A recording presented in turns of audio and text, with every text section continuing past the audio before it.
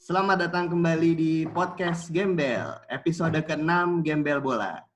Episode kali ini sangat teramat spesial, karena untuk pertama kalinya podcast Gembel kehadiran tamu seorang pesepak bola profesional. Dia adalah bek sayap Bali United, Dias Angga Putra. Halo Kang, sehat? Alhamdulillah sehat. Gimana nih selama COVID udah nambah skill apa aja nih di rumah? Kalau untuk nambah skill mungkin nggak ada lah ya, saya mah segitu-segitu aja.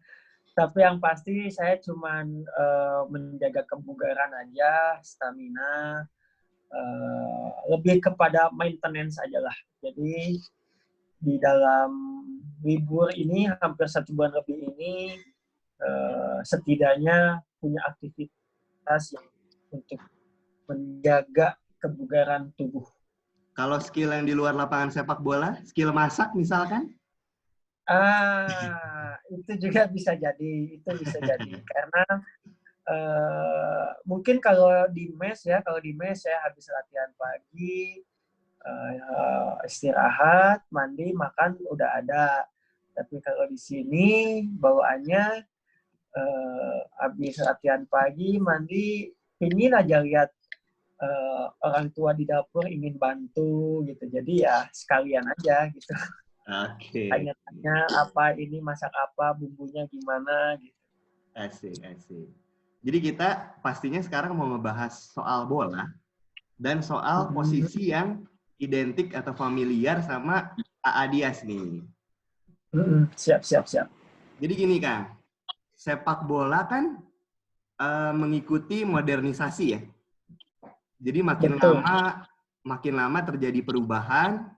Setiap berapa tahun pasti adalah perubahan-perubahan. Dinamis lah gitu ya kan. Oke. Salah satunya di posisi pemain. Nah, kalau di posisi Adias ini kan sekarang nih istilahnya makin banyak. Jadi ada wingback atau fullback. Nah, sepengetahuan saya orang awam, fullback itu lebih banyak bertahan, jadi jarang bantu naik ke depan. Kalau wingback itu yang lebih sering naik ke depan. Itu benar nggak sih, Kang? Pengertian sesungguhnya? Menurut dia sih ya, menurut saya, jika main pola 4-4-2, otomatis di sayapnya ada 2. Dengan istilah 1 back kanan, ada sayap kanan. Back kiri dan sayap kiri. Nah, mungkin bisa di bahasa Inggrisnya lah, back kanan jadi full back kanan. Kalau sayap kanan, wing back kanan. Nah, jadi yang lebih dominan ofensifnya wing back.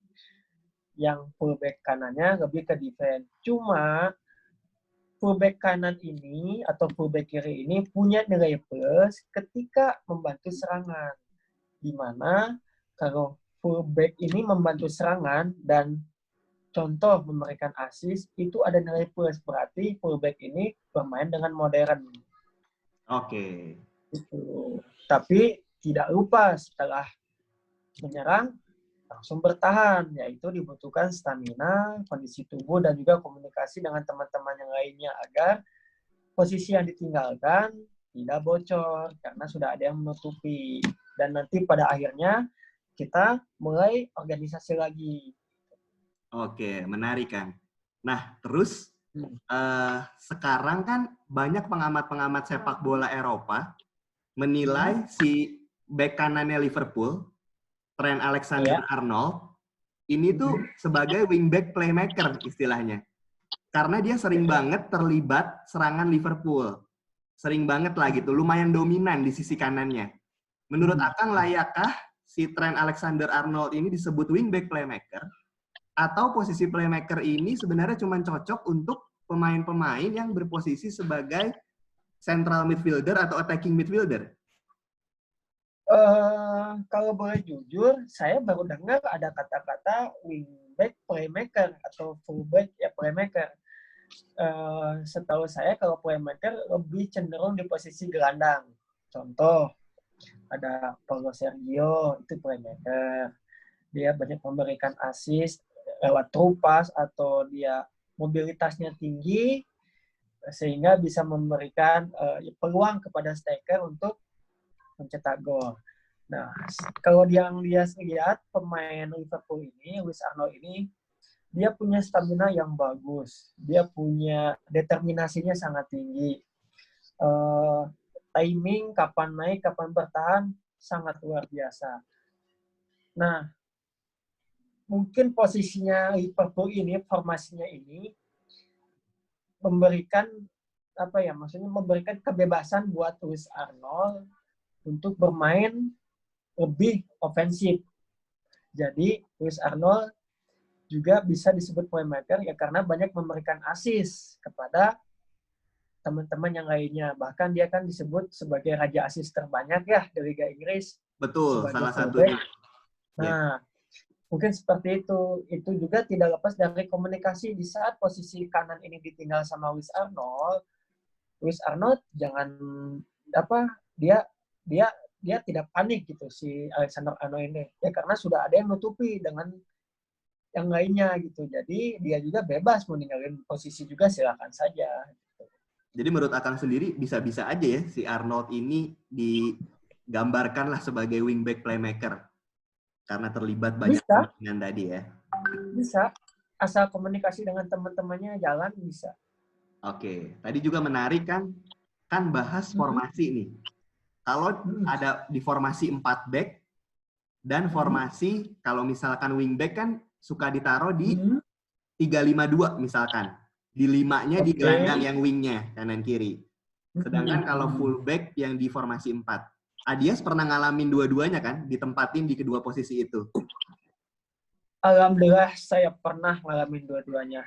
Dan pernah satu musim bermain di posisi yang 3-5-2, 3-4-3 pernah. Nah, menurut Adias lebih sulit mana? Bermain dengan skema fullback dengan formasi 4 back atau di 3-5-2 di mana wingbacknya lebih maju jadi kayak lebih ke gelandang?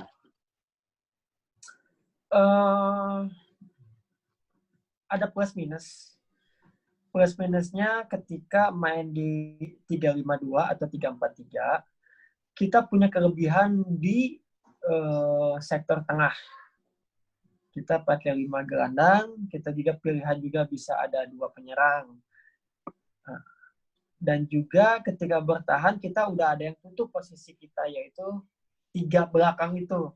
Stopper 2, kalau main 3-5-2 kan ada 2 stopper, 1 libero. Libero ini fungsinya sebagai sweeper, potong kiri, potong kanan. Nah, tapi 3-5-2 ini membutuhkan untuk main di wingback itu fisik yang sangat luar biasa. Sangat luar biasa. Soalnya kenapa? Kalau kita bermain 3-5-2 dan musuh kita 4-4-2, otomatis kita bisa berhadapan 2 lawan 1. Yes. Kenapa 2 lawan 1? Karena kita sebagai wing kanan bertemu dengan wing kanannya musuh, wing kirinya musuh. Yes. Dengan back kiri juga. Ya, belum lagi kalau bolanya ada di wing kirinya, kita jaga wing kiri, tiba-tiba yang back kirinya muncul, overlap, itu kita harus bisa komunikasi dengan yang gelandang atau dengan yang stopper, supaya kita bisa tutup. Tapi kalau kita tidak ada komunikasi, kita bisa mati. Yeah. Kita pasti lewat terus di situ. Itulah kelebihan sama kekurangan. Untuk bermain di 4-4-2, mungkin sekarang udah modernisasi ya. Banyak tim-tim main di 4-4-2, baik di Piala Dunia, Liga Champions, dimanapun. Itu lebih kepada ke semacam pisang, Bang. Jadi misalkan kalau ini naik ke kanan, ini ke dalam gitu. Ini naik, ini ke dalam. Jadi lebih menjaga kepada kedalaman gitu. Kapan saat bertahan. Dan untuk menyerang juga, misalkan kalau bek kanan ini naik ke atas, bek kirinya pasti masuk ke dalam. Itu udah otomatis. Tidak mungkin, rata-rata tidak mungkin bek kanan dan bek kiri menyerang dalam waktu yang bersamaan ya? Itu jarang sekali. Itu jarang sekali. Nah, keunggulannya adalah yang tadi saya bilang itu. Keunggulannya adalah di saat kita menyerang, kita bisa komunikasi dengan wing. Kita bisa bikin 2-1, bikin kombinasi, kita bisa bikin banyak assist gitu. Kekurangannya adalah ya ketika kita lawan dengan yang lebih gelandang atau yang pakai 2 striker, nah itu kita harus benar-benar komunikasinya bagus, jangan sampai ada celah untuk tim lawan. Oke, menarik. Dan tadi juga sempat ngebahas stamina ya kan. Jadi penasaran nih, nanya, kalau menurut saya pribadi sih, sebagai penikmat sepak bola, memang kalau menurut saya yang paling capek itu posisi back sayap. Karena mempengaruhi banget transisi klub antara menyerang ke bertahan. Menyerang ikutan untuk menambah amunisi di depan, tapi harus cepat tracking back ke belakang. Nah, kalau pengen menjadi back sayap nih, selain stamina, pasti yang prima banget, atribut-atribut lain apa sih yang dibutuhin seorang back sayap ini? Menurut saya, bermain bola itu bukan tidak hanya dengan tenaga, tidak hanya dengan fisik. Oke, fisik, tenaga itu bisa dikatakan itu fondasi ya. Tapi kita harus didukung dengan kecerdasan kita di dalam bermain. Maksudnya kecerdasan, kita bermain bola itu kita bikin efektif, efisien gitu. Kapan kita harus lepas bola, kapan kita harus dribble, atau kapan kita harus overlap. Nah, itu dibutuhkan, yang pertama, dibutuhkan ya timing yang pas, kapan naik, kapan bertahan. Itu, wingback itu harus punya ya timing yang bagus. Terus, yang kedua juga, kita harus komunikasi. Yang tadi saya bilang, kalau kita meninggalkan pos kita oke, wingback itu seperti setrikaan, naik turun. Iya, benar. Kayak setrikaan aja. Iya. Oke. Penonton lihatnya, wah ini luar biasa nih, ini back sayap ini naik terus. Tapi di mana ketika kita naik dan teman kita tidak nutup posisi kita, itu kita kelihatan jeleknya di situ, kelihatan kita bocornya di situ. Bisa jadi bumerang banget ya, Kang. Terutama kalau menghadapi serangan balik ya. Iya, maka dari itu kita sudah harus komunikasi sebelum bermain. Misalnya saya suka komunikasi dengan gelandang bertahan dan juga dengan stoppernya. Atau dengan wingnya sendiri. Contoh, bila mana saya main sama Yabes, sama Fahmi, atau sama Stefano Lillipali, saya sudah bilang, kalau saya naik, nanti tolong isi posisi saya dulu, supaya saya balik juga tidak terlalu jauh. Nah, nanti kalau misalkan sudah kembali normal lagi, ya udah saya balik ke posisi saya yang semula dia tidak balik. Seperti itu. Dibutuhkan komunikasi. Dan ini kan berarti menariknya, karena butuh stamina dan fisik yang kuat, berarti pelatih fisik setiap klub ini ngedrill back sayap itu pasti lebih dong porsi latihannya dibanding dengan posisi-posisi lain. Iya nggak, Kan? Enggak juga sih. Biasanya metode fisiknya sama. Kita tim sama-sama. Kita lari 10 kali, 10 kali. Kita lari 20 kali, 20 kali. Cuman pada saat latihan, kan nanti kan dibikin semacam shadow. Bayangan. Bayangan, nanti pelatih kasih bayangan, nanti kamu kalau main bek kanan, kamu dapat bola ke sini, kasih ke sini, nanti kamu muncul. Nah, di dalam latihan itu, kita udah bisa ngukur gitu. Ini kalau kita dapat bola di sini. Nanti kalau kita passing ke sini, sebaiknya kita posisinya di mana. Misalkan kalau kita untuk siap overlap, gak mungkin kita terlalu jauh di belakang. Jadi kita harus siap, pada saat bola nanti dipindahin ke sini, kita udah pas, ya, timingnya udah tahu gitu. Oh, saya harus naik langsung. Jadi, stamina bagus, timing bagus, itu yang disebut modern. Kalau menurut saya. Sip. Berarti gabungan dari stamina, timing, dan komunikasi, koordinasi ya, Kang? Iya, itu luar biasa. Kalau udah itu ada semua, bisa seperti Barcelona main bolanya. Mau Dani Alves main naik turun kemana aja seenaknya, karena posisinya udah ada yang tutup nantinya.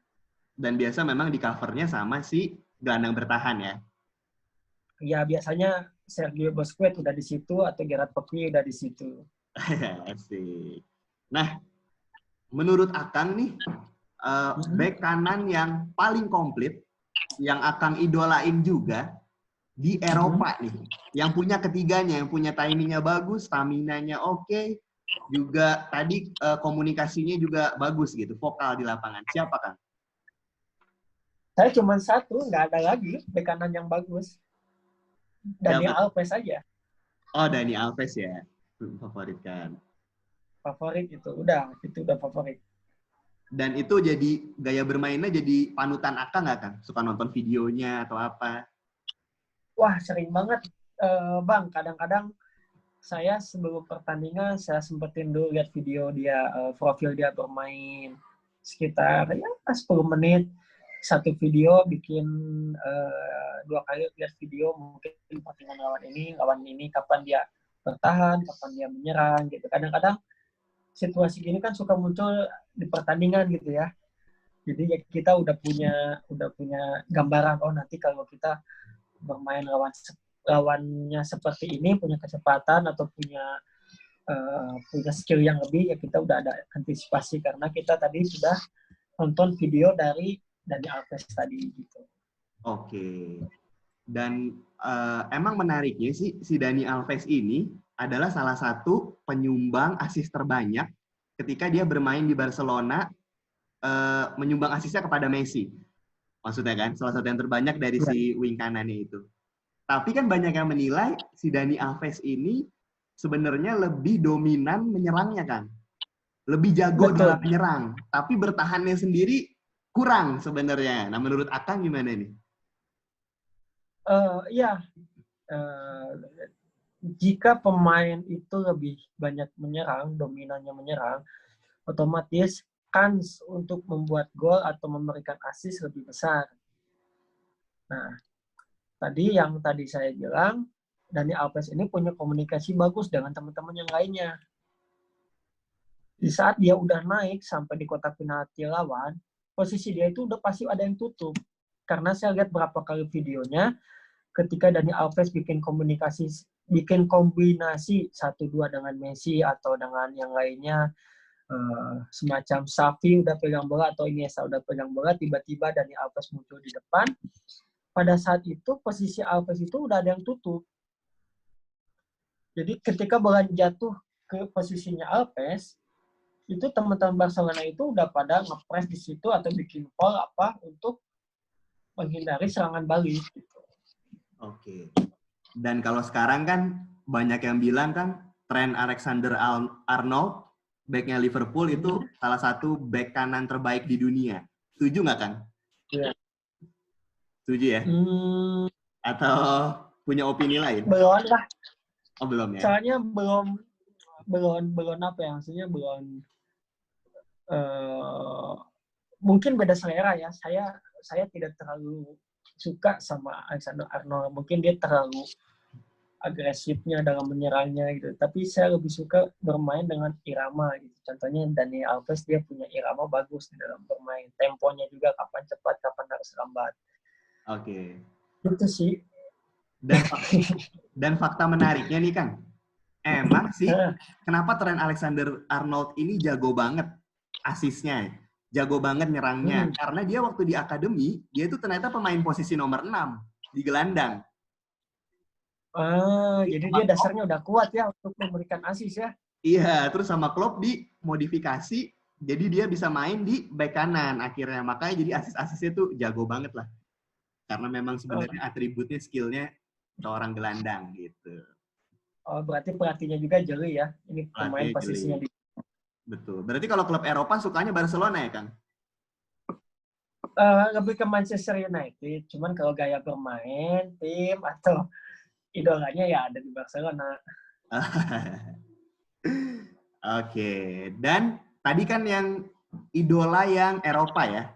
Sekarang kalau back kanan lokal yang menurut Akang terbaik, panutan banget, siapa Kang? Ismet Sofyan. Oke, Ismet Sofyan, legenda Persija Jakarta. Kenapa Kang mengidolakan seorang Ismet? Dia bermain bola sederhana. Ketika ditekan dia tidak panik. Dia punya akurasi yang bagus, umpan yang akurat. Banyak gol Persija lahir dari dia, assist dia. Mungkin dari Bambang Pamungkas, Simic, atau yang lainnya. Dia main bola ya seperti itu gitu.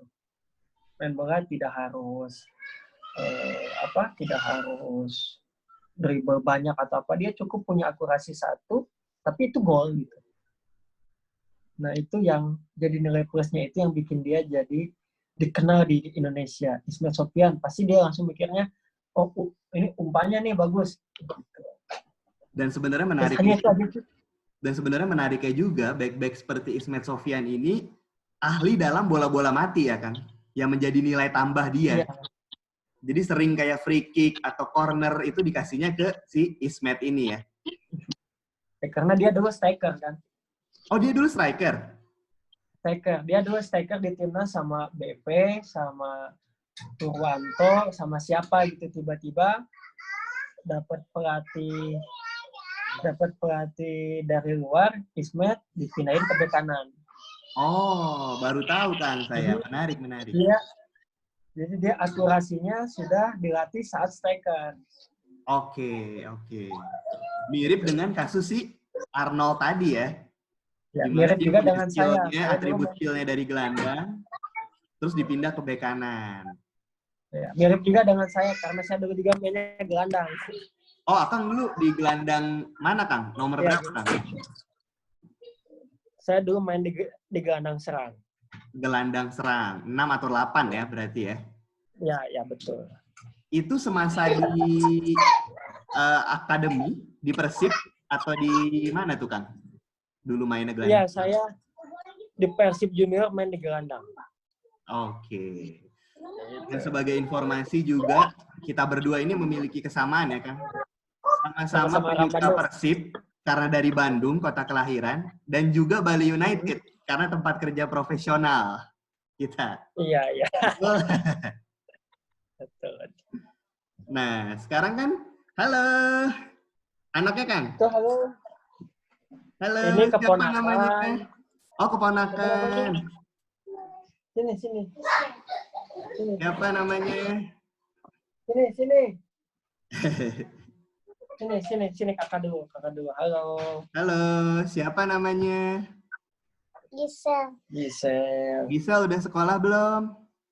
Itu ditanya. Kelas berapa? 3 SD.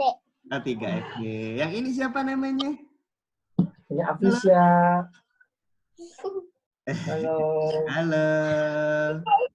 Oh, dadah. Umur berapa? Berapa, Nak? 2 tahun. Ini 2 tahun.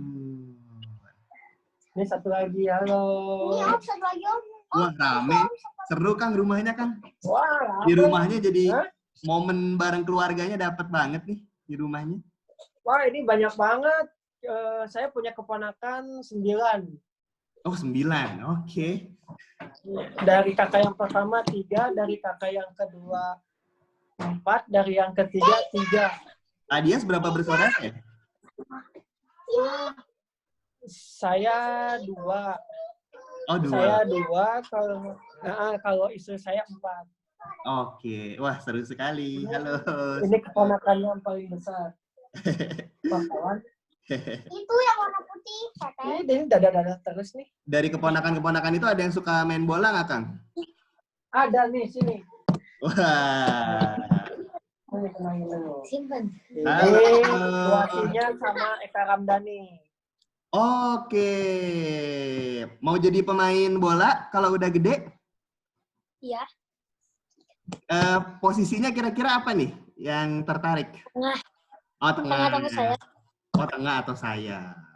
Nggak tertarik Ini kemarin habis sayap? juara apa? Trofeo. Ini habis juara kemarin, Kang. Ya, trofeo. Oh. Trofeo apa tuh? Kompetisi diadakan di mana? Di mana? Gimana? Kita nggak tahu. Itu kemarin sama Coach Eka. Nggak tahu apa lagi. Ini lawannya dari Jakarta ya. Apa namanya? Asiana. Oke. Nggak tertarik jadi back sayap aja Asian. kayak Adias? Nggak mau katanya. Nggak mau ya. Oke, rame sekali Kang rumahnya. Udah siap nih menyambut bulan Ramadan kayaknya nih. Ya nih, banyak. Tuh. Wah, seru. Itu jam. Nah, Kang, Dia main mobil-mobil. kita lanjut ke sepak bola ya. Oke. Nah, tadi kan udah bek kanan favorit. Nah, sekarang lawan nih. Ya. Adias kan berarti sering menghadapi lawan yang dari sektor sayap kiri dong. Betul ya? Betul. Nah, menurut Adias siapa sayap kiri di Liga Indonesia yang paling sulit dihadapi? Saya lebih kepada Osvaldo Hai. Oke. Kenapa, Kang? Apa sulitnya menghadapi seorang Osvaldo Hai?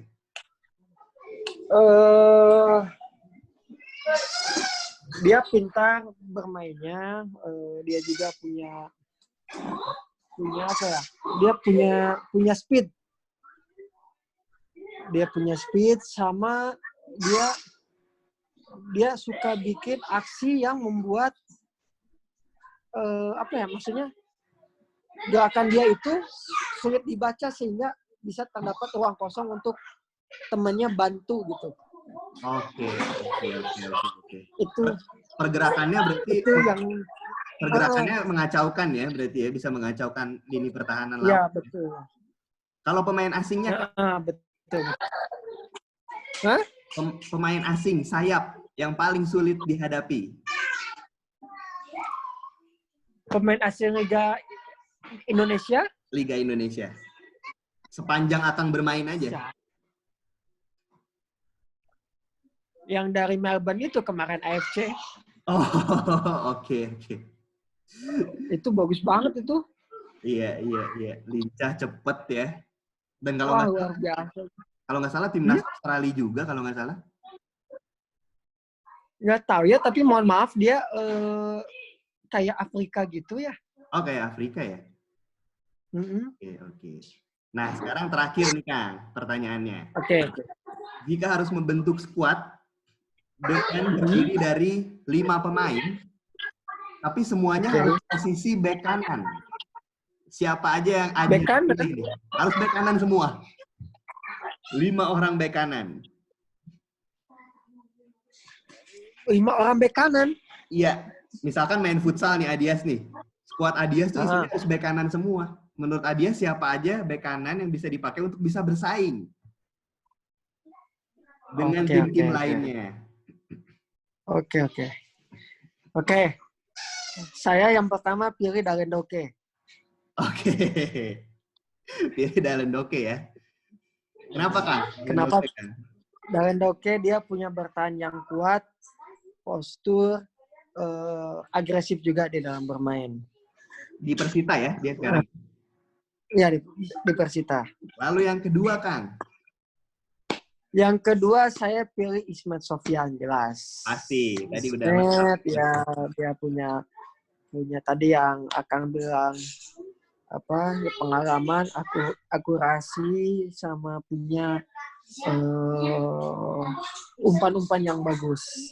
Yang ketiga? Yang ketiga saya pilih ini pemain senior juga sih. Oke. Anang Ma'ruf. Anang Ma'ruf saya tahu. Persebaya. Iya betul, dia main bola sederhana banget. Iya, tapi dia susah dilewati. Dia itu dulu seangkatannya Uston Nawawi ya, Kang? Betul, Uston, Sugiantoro, iya, Effendi. Itu salah satu masa emas Persebaya sih. Enak banget lihat main nontonnya. Yang keempat, Kang? Siapa, Kang? Yang keempat, Supardi Nasir. Supardi Nasir, yang sekarang masih bermain untuk Persib Bandung. Ya, dia punya mobilitas, ofensif juga di dalam bermain, dan yang terakhir dia juga banyak memberikan assist kepada temannya. Oke, dan leadership-nya juga oke ya? Kenapa? Leadership-nya juga oke ya, Kang? Kepemimpinannya? Ya, Ya, itu leadership juga bagus. Dan yang terakhir, Kang, yang kelima. Putu gede. Putu gede, Bayangkara. Kenapa, Kang? Ya. Seorang putu gede. Disiplin, kuat, tanpa kompromi. Oke. Terima kasih, Adias. Sudah memeriahkan podcast Gembel.